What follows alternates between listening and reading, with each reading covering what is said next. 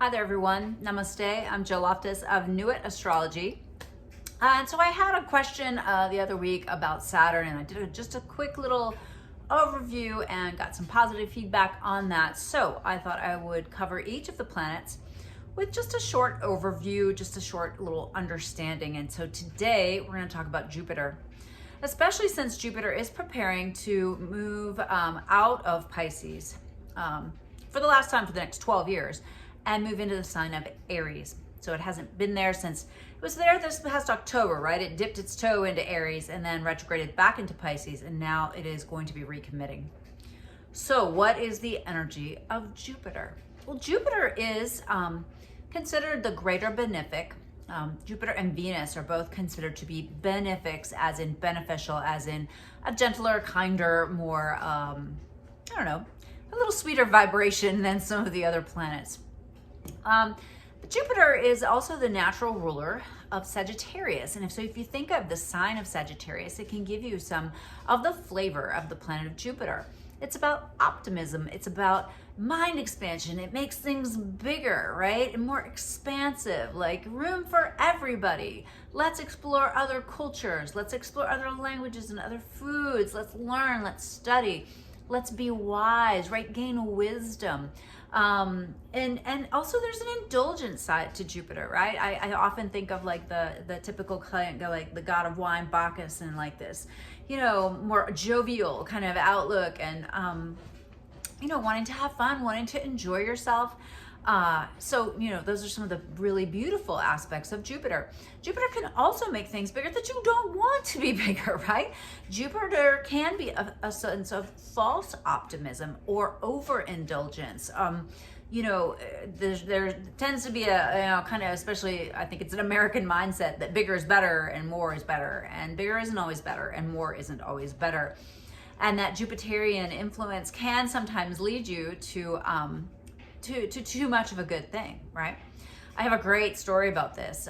This is many years back when Jupiter was just going into Sagittarius.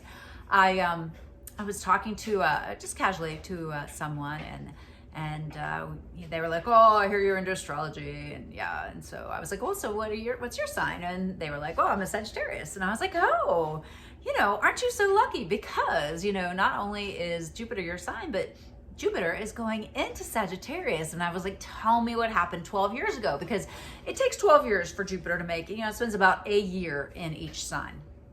Certainly not, January to December, but about a year of time in each sign.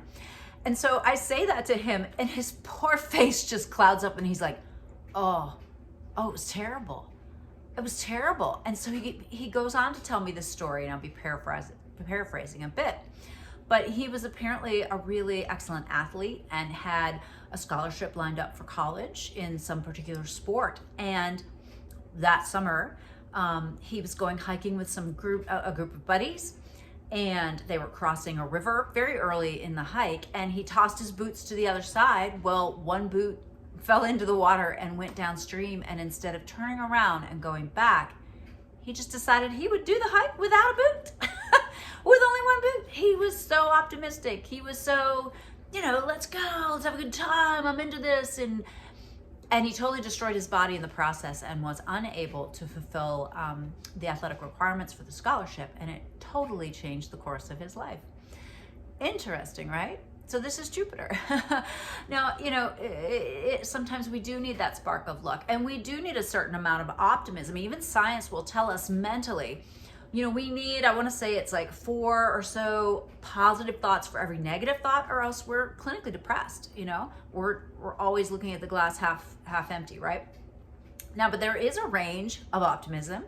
And I'm guessing, I'm not a scientist. I'm trying to remember the last time I read this, but it's like, once you get into like 6 or 7 positive thoughts for every negative thought, you are now delusional and you are not operating in the real world. And so, that has consequences as well, right? We have to be realistic, but we also need doses of inspiration. We have to be practical, but we also need blessings of luck and optimism. We have to look at that glass and realize that a lot of times it is our mindset that decides whether it's half full or half empty. And then, of course, whatever sign Jupiter is in gives it a much more distinct flavor, right? So, let's say you've got Jupiter, like we were just saying, Jupiter's just leaving Pisces, right? Jupiter's the ancient ruler of Pisces. Comfortable, right? Really digging it.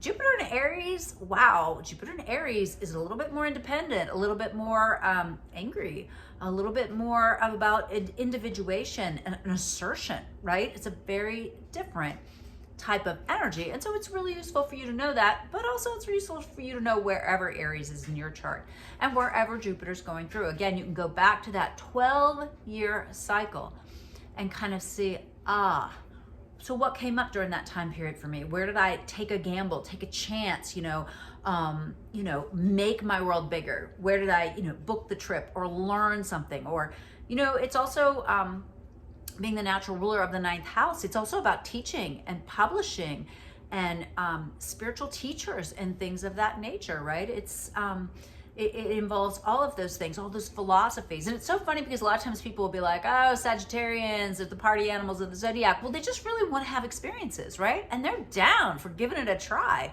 right? That's that Jupiterian optimism. Hey, why not, right? And so we all need a nice balance of that. And that is one of the gifts and blessings that can come from Jupiter energy. So, drop any questions you have below about Jupiter. I would love to hear your Jupiterian experiences, and let's hope we can harness some of that Jupiterian optimism and individuation to help us move with wisdom into 2023. So please share with your friends. It helps the channel to grow, and be sure to check out my Saturn video, and I'll be dropping some more soon. All right, take care. Bye.